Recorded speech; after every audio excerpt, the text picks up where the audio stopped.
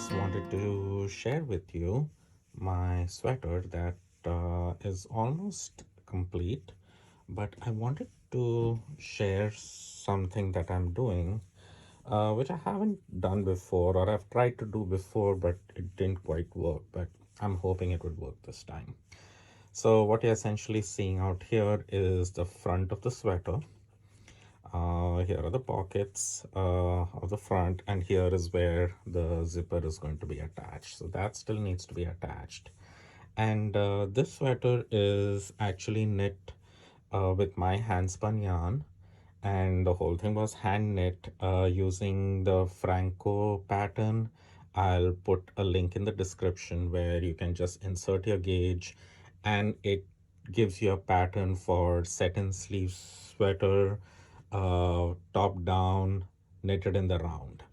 Of course, I didn't knit this in the round. I knit it flat but I did knit the front and the back together so that the lines just run across. So what happens with that is, like, if a sweater does not have seams, especially side seams, it just kind of looks a little floppy. It doesn't sit right on the body. And that's why I've always preferred having seamed sweaters. Anytime I made a sweater that was knit in the round, I always found it, that it kept moving around and I didn't quite like it. So this time around, what I did is, when I was knitting it, I did two extra stitches on the side. So this is where you can see where the arm is attached. So this is the front of it and this is the back of it. And in this area out here, I added two extra stitches.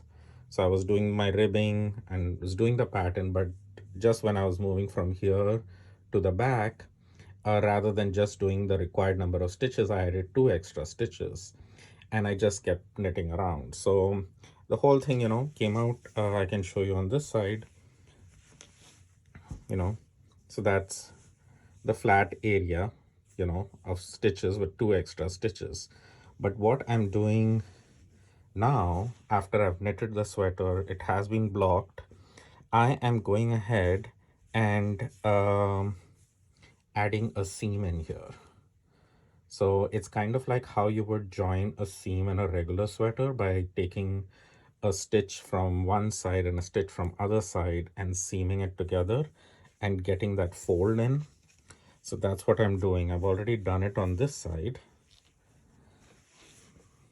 You can see this is that seam that has been added in, and I'll show you how I do that.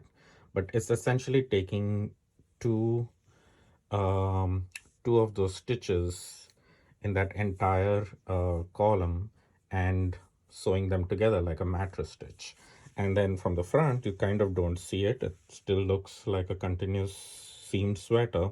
But what it does is, once you block it and steam it, it lays nice and flat. So Casper is barking in the background, so I'm sorry about that. I'll be right back to seam this. All right, so here's a close-up of what is happening here. So these are the stitches that came on to my side, which is right under the armhole. And like I said, I've added two extra stitches. So I have this two columns out here, which have those extra stitches in them, which I'm putting together in order to make my fake seam.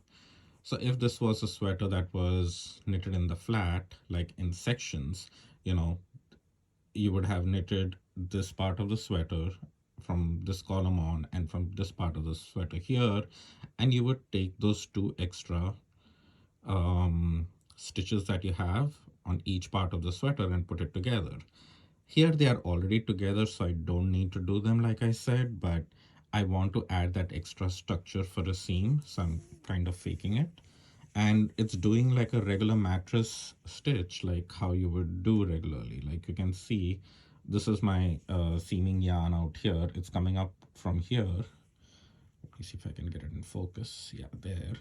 And I just go back down here where it was coming out from this set of stitches here.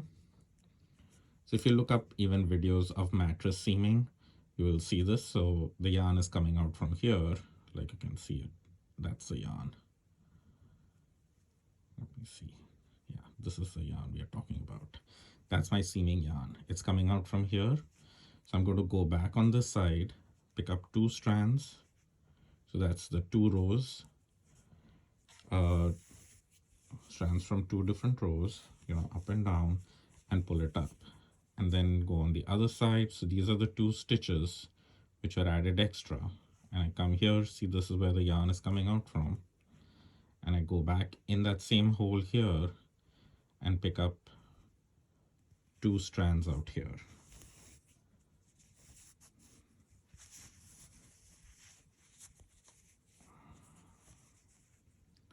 And then we go back here. It's kind of hard to look through your camera while you're doing it rather than looking at the actual work, but I'm trying.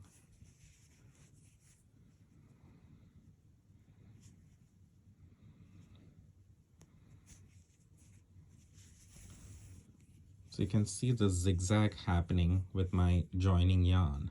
I'm basically taking those two stitches and putting them together.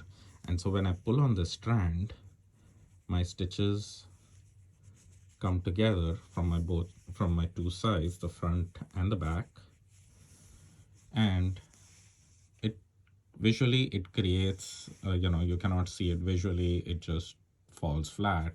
But on the inside, I get that